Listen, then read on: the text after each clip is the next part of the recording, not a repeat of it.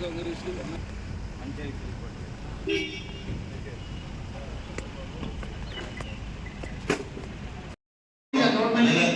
అయితే రిపోర్ట్ చేస్తున్నారండి. ఖచ్చితంగా పదవి మాత్రాల గౌరవ మానేరు ఖచ్చితంగా ఇస్తారు. సాక్షాత్తు అసెంబ్లీలో మాట్లాడితే ఆన్సర్ లేదు, మళ్ళీ కలెక్టర్ గారు డిఆర్సీలో మాట్లాడితే వాల్యూ లేదు, ఇక్కడ మీరు మాట్లాడి మేము మాట్లాడినా వాల్యూ లేదు. అసలు వాళ్ళు పట్టించుకోవాలని ఏంది నా ఉద్దేశం. ప్రభుత్వంలో ప్రతిపక్షంలో ఉన్నా అధికార పక్షంలో ఉన్నా వాళ్ళు ఎన్నికలు లేదా ఒకటి ఇద్దరు 10 మంది వాళ్ళు కూడా ఉంటారు కదా. మరి అసలు పార్టీలకి సంబంధం ప్రజాస్వామ్య వ్యవస్థలో ఒకసారి ఎలక్ట్ అయిన తర్వాత ప్రభుత్వ ప్రతినిధులు ఏ గవర్నమెంట్ గ్రాంట్ అయితే అలానే గవర్నమెంట్ లిస్టులో ఉంది సార్. ఈ సంబంధం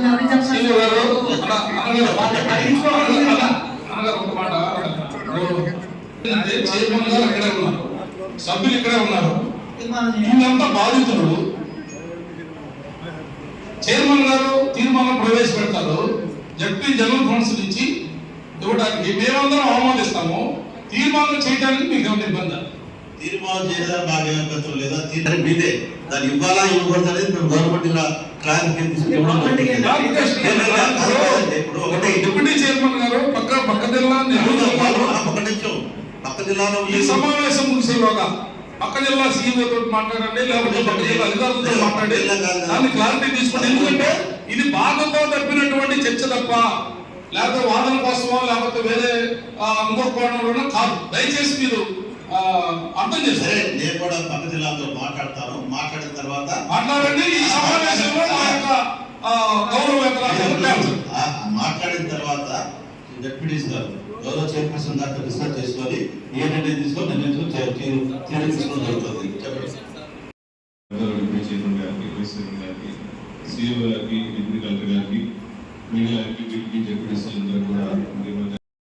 ఈరోజు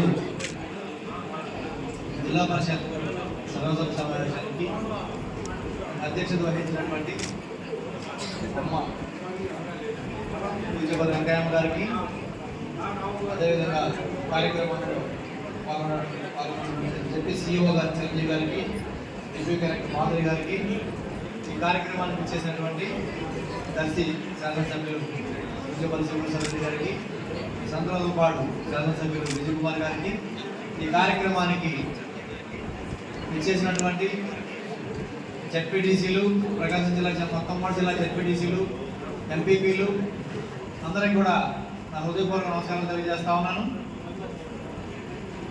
ఎందుకంటే నాకు ప్రకాశం జిల్లా ఉమ్మడి జిల్లా నుంచి స్థానిక సంస్థల కోటాలో అవకాశం కల్పించినటువంటి మా పార్టీ అధ్యక్షులు అప్పుడు ముఖ్యమంత్రి జగన్మోహన్ రెడ్డి గారికి సందర్భంగా మరొకసారి ధన్యవాదాలు తెలియజేస్తా ఉన్నాను.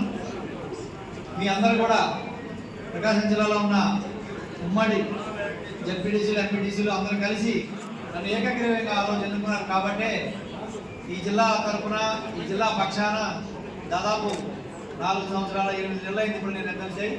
ఈ జిల్లాలో నా దృష్టికి వచ్చిన ప్రతి సమస్యని నేను అసెంబ్లీలో కానీ, మేము డిఆర్సీలో కానీ, జెడ్పీలో కానీ అన్ని వేదికల మీద ఈ ప్రజా సమస్యల మీద నేను పోరాటం చేసే అవకాశం కల్పించిన మీ అందరికీ కూడా, ఈ ప్రజాప్రతినిధులందరూ కూడా నేను ఇంకొకసారి ధన్యవాదాలు తెలియజేస్తా ఉన్నాను. ఏదైతే నాకు ఎమ్మెల్సీ అవకాశం వచ్చిందో ఈ 4 సంవత్సరాలు 8 నెలలు పనిచేశానో మీ అందరి కోసం, మనందరి కోసం, దాంట్లో భాగంగానే మళ్ళీ ఇప్పుడు డిప్యూటీ చైర్మన్ రిటైర్ అయిన తర్వాత జగన్మోహన్ రెడ్డి గారు మళ్ళీ ఇంకా మెరుగైన అవకాశం ఇచ్చి ఈరోజు నన్ను శాసన మండలిలో డిప్యూటీ చైర్మన్గా ఎన్నిక కావడానికి సహకరించిన మా సహచర శాసన మండలి సభ్యులందరికీ, జగన్మోహన్ రెడ్డి గారికి మరొకసారి ధన్యవాదాలు తెలియజేస్తా ఉన్నాను. మీ అందరి సహకారం ఈ 5 సంవత్సరాల నుంచి మీరందరూ ఏదైతే నమ్మి, నన్ను ఏకగ్రీవంగా నమ్మి ఎన్నికకి సహకరించి అసెంబ్లీ మండలికి పంపించారో నేను ఈరోజు స్థాయికి రావడానికి కూడా మీ అందరి సహకారం నేను జీవితాంతం గుర్తుపెట్టుకొని ఎప్పుడు మీకు అండగా ఉంటానని చెప్పి నేను తెలియజేస్తూ ఉన్నాను. ఇదే విధంగా ప్రకాశం జిల్లాకు సంబంధించి 75 సంవత్సరాల కళ, 75 సంవత్సరాలు ఎన్నో నిరసనలు, ర్యాలీలు, ధర్నాలు చేసి ఒక కళను మన ప్రకాశం జిల్లా నెరవేర్చుకోవడం జరిగింది. అదే రామాయపట్నం పోర్ట్.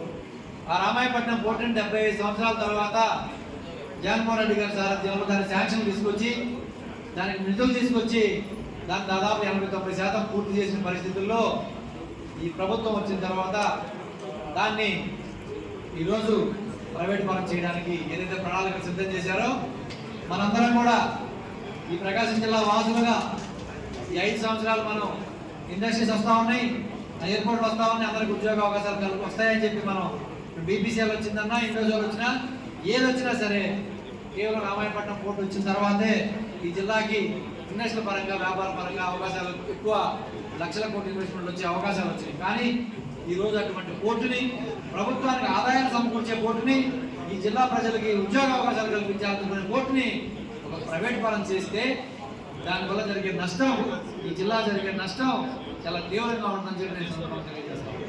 మనందరం కూడా ప్రజాప్రతినిధులుగా ఈ జిల్లాలో పుట్టి పెరిగిన ఈ జిల్లా వాసులుగా దీన్ని మనం తీవ్రంగా ఖండించి దీన్ని ఈ కార్యక్రమాన్ని అడ్డుకోవాల్సిన అవసరం మనందరం కూడా ఉంది.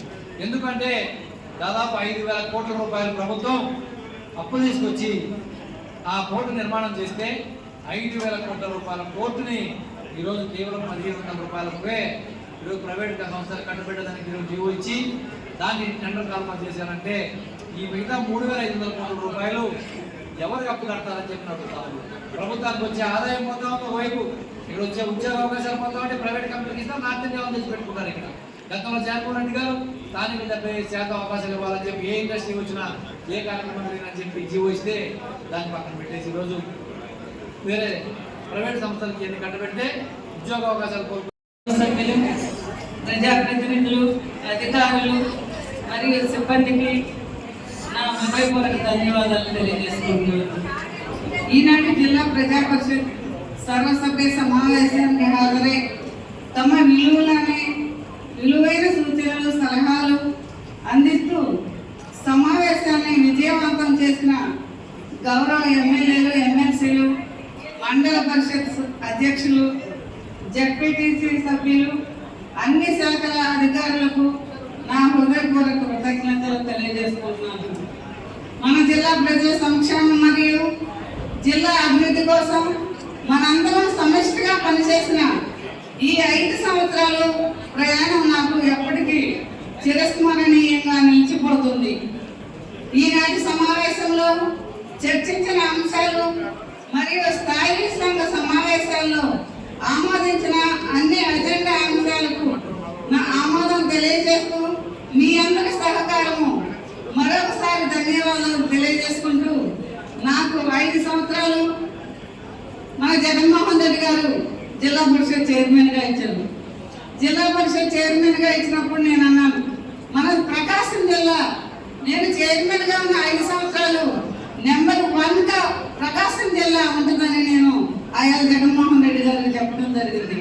అదేవిధంగా మన జిల్లా జెడ్పీటీసీ జెడ్పీటీసీలు అందరూ కొంతమంది అన్నారు మిమ్మల్ని తీసేస్తున్నారు, అది ఇది నా అంటం కూడా జరిగింది.